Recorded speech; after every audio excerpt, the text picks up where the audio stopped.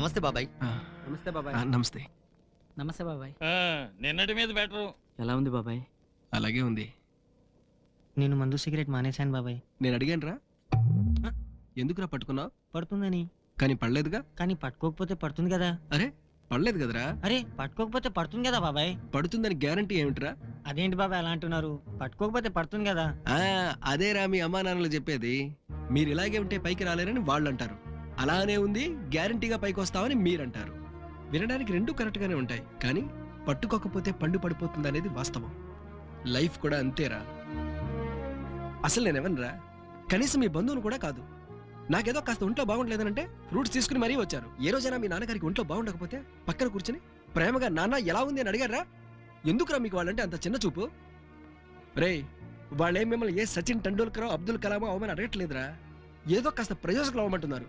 కనీసం మీకోసం కాకపోయినా వాళ్ళ కోసమైనా ఏదో అవ్వండిరా.